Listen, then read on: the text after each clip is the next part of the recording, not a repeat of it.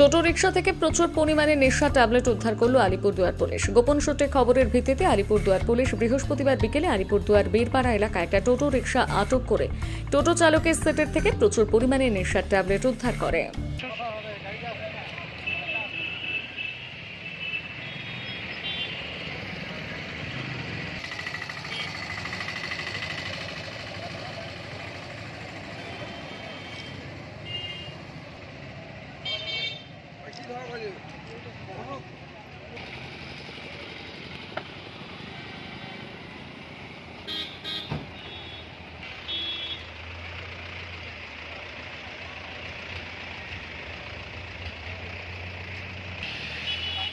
কেন ভেঙে যায় ভাই, সরে যা।